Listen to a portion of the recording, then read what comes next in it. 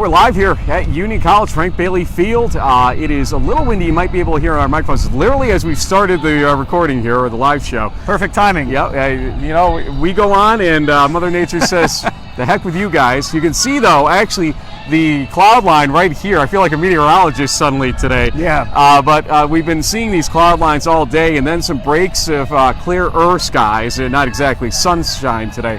But it is not raining currently. That's why our jackets are off. It is a little cold, 49 degrees locally here in Schenectady. We're going to man it up a little bit here and not have our jacket on. And thanks for joining us, everybody, on this live pregame show. Union hosting Hobart already right now in Troy. We just left over there. Yep. It is RPI leading Ithaca early, 7-0 after an interception, short field touchdown, ultimately for them. So RPI trying to create a little bit of a mess here in the Liberty League, and Hobart's going to try to do the same thing here. Yeah, and we've been getting some questions from the different fans and families here about the sort of the what-if scenarios, because it is possible that 4 teams in the Liberty League could finish 9-1 or 8-2. Well, three. It would have to be 2 losses ultimately for a 4-way tie. Plenty of. So Cornica could influence the tiebreaker. First things first, folks. We got games going on across Route 7 here in New York, in Troy, and here in Schenectady. And so let's play these out, and then we can all talk about tiebreakers and what happens. Do we have a championship game in Ithaca next week of Union versus Ithaca? Maybe not, based on what's going on right now in Troy. Well, we do know 2 things, though. What do we know? We actually can know 2 things, very possibly.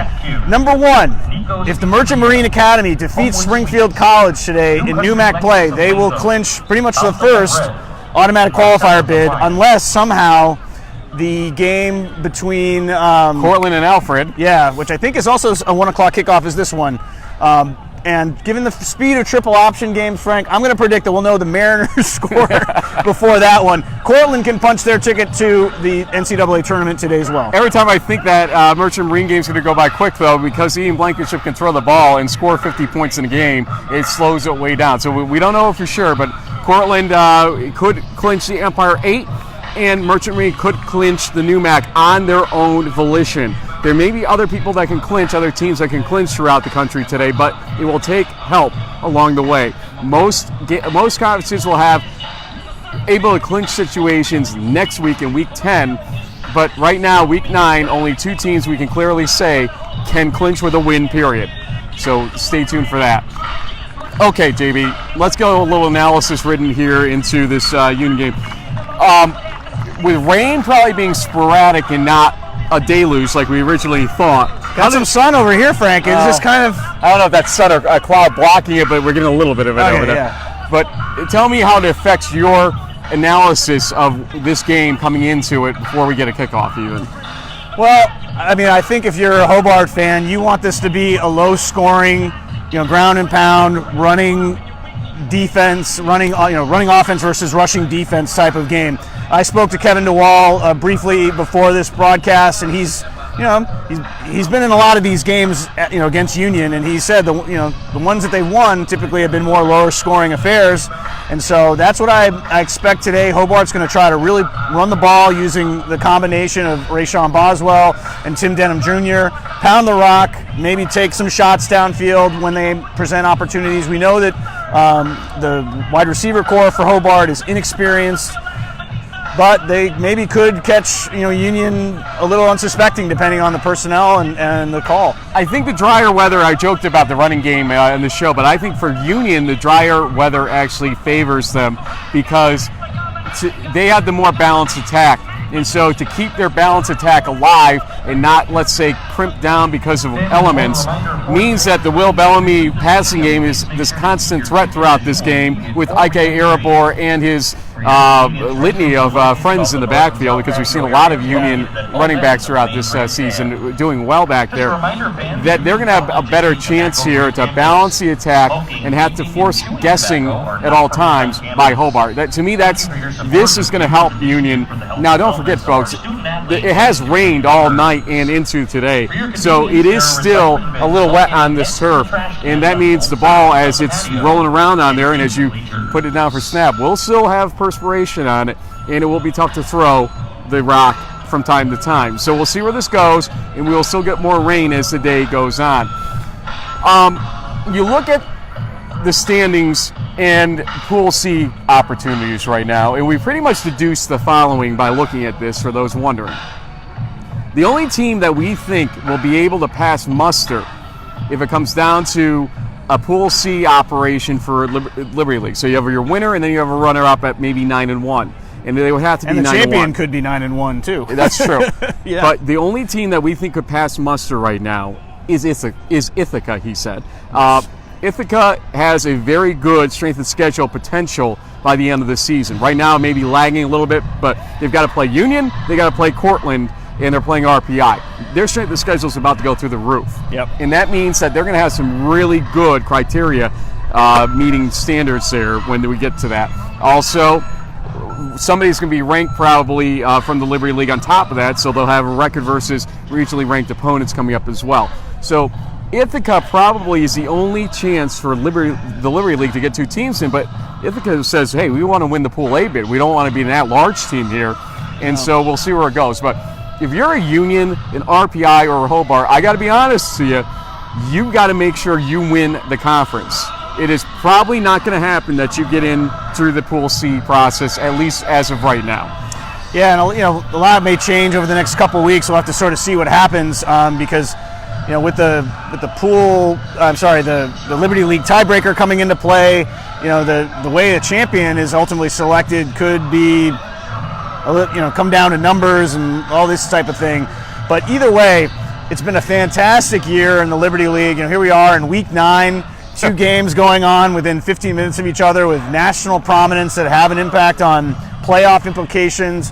It's I think it was our friend Tom Goss said it's a glorious era for upstate New York D3 football. So we're excited to be a part of it. And you got Cortland and Alfred basically playing a de facto championship game at the very least over there, and even right down the street in Springfield. Yeah. Okay, right across I-90 down to I-91 a little bit. You've got a situation where Merchant Marine could make history today. Yeah. So just in this little region that we have, that encompasses both regions 1 and 2 in the NCAA right now. Yeah. You had some really great storylines popping up. Thanks to the Liberty League, thanks to the E8, thanks to the NUMAC, and hey, the CCC's got a good race going on right now too. It sure does. 4 teams. And the PAC. A lot of action going on in regions 1 and 2. Yep. And the rest of the country has some good storylines, don't get me wrong. The WIAC's going to play out interestingly, that's for sure, for instance. But right now, a lot of eyes on this zone. Yeah, absolutely. And there's so many different possibilities of who wins and then where people end up being seated in the brackets and this and that and the other thing. So really these last 3 weeks of the regular season are going to be a lot of fun to watch, and it's going to be games like today that really sort of start to set the table. We were over at RPI earlier, actually. Say hi to the families over there, both RPI and Ithaca families. And many RPI families are still on the hill, not inside the stadium. Now, there's 2 reasons for that. Number 1, only senior parents were going to be allowed down into the stadium. That required vaccination proof, a PCR test proof within 48 hours, and mask and social distancing down there. And so a lot of the senior parents apparently are going to stay on the hill in solidarity with the parents that are not senior parents and kind of tell RPI the old-fashioned way, we don't agree with how you've handled any of this. Ultimately, we'll just leave it at that. There might be a hand gesture that goes along with that. Yes, something like this, but maybe with a few less fingers. Yeah. But that's the story going on over at RPI. Ithaca parents are up there, or families are up there with them. Kudos to the AD over at RPI. I think when asked the question by Ithaca families, should we come, his answer was, do what you want, you'll be on the hill, but if you want to come support your player, your son, then go ahead and do it. And, I appreciate the practical approach when your school's not being practical, at least. So that's going on. As we said, the last score we saw was 7-0 in favor of RPI. Follow that game. follow this game as well. We talked a while last night with Will Sermon is out of this game, actually. He's got a shoulder possible labrum situation. He hopes to be back for next week. We'll see what happens. But Will Bellamy, too. Focused. I would call him very focused right now. What did you think from talking to him? Yeah, well, I think the Dutchman completely. I mean, they know that this is a first really big test, and even though they've won 20 regular season games and they're ranked number 12 in the D3Football.com national poll, like there's a little bit of an undercurrent in this team. They're being told, well, you haven't really done any. Like, what have you done for me lately? And I feel like they have a bit of a chip on their shoulder that they want to take it to this Statesman team. Who comes in very strong, 6-1, and is basically also playing for their playoff lives and their conference championship lives. A loss for the Statesmen today pretty much ends any hope of any postseason. There's no New York State Bowl. I guess it's possible Hobart could sign up for the ACACs. Hopefully they're still considering that as a plan B, but Hobart wants to win this game. They think they can. They think they have the athletes and the running game and the defense to do it. We'll have to wait and see. So, JB, we'll start wrapping up here. But folks have been wondering, why is JB there? We in our cold open said you weren't showing up. So tell the real story. Well, it was a little bit of show business. But in our conversation with Tom Gaz, and he was kind of poking at me a little bit, given the importance of this game, the fact that RPI and Ithaca are right down the street, and it was one of those things where I was like, I really should figure out a way to get this, because I've gotten to know a lot of the players on all of these teams, and so it's one of these. This might be the last chance I get to see them play football. Particularly, this Union and Hobart team, where I know a lot of the players and have developed some relationships with them just over text message, and they've heard of me, they've seen me on the screen, but I had to physically get here. So I made a few calls, made a few arrangements, and your wife said yes. By the way, Jen Baker, we love you. Yes, that was pretty much the main thing that greenlit the whole operation. You better say that. Yes. And I love you, miss you back at home, and miss you, baby. Yeah. So but this is going to be fun. I mean, so far, knock on wood, the weather's holding up. We had a forecast of 90% torrential downpour rain. It might still happen, but I don't know. We'll see. We'll see. The wind's picking up a little bit again here. We are going to, with 15 minutes, or about 16 minutes actually, to kick off here, say goodbye for now.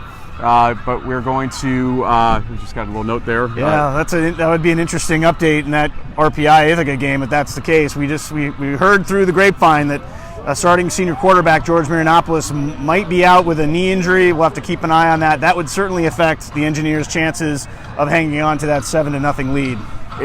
He's a team leader. His stats may not reflect a really great season, at least statistically, but the team leadership he provides is a huge thing over there, and you know that as well as I do. So anyway, folks, we will be doing things on Twitter throughout the rest of the afternoon. Might come back live later. We'll see what happens here. Crazy enough, I was actually invited up into the box to talk on the Union broadcast. I'm going into enemy territory to provide some context about the Statesmen, who, a little close to the. What do you got there? Folks, I just don't understand how he could do this to us here at Union wearing this shirt today. I'm not doing that. This is just a normal Nike shirt here. He's got the Under Armour Hobart shirt. He's going to have to be kicked out of the place, I think. So I've already gotten some grief for wearing purple. At least it's not orange. They may not have let me in the stadium if I was wearing an orange polo. But see, Todd Kornacki shows up at the right time there to see that moment right there. Todd, hope you're doing well. I hope everybody watching is doing well. We will see you guys throughout the afternoon. I'll say let's go you. He'll say let's go Bart. Either way, enjoy the game.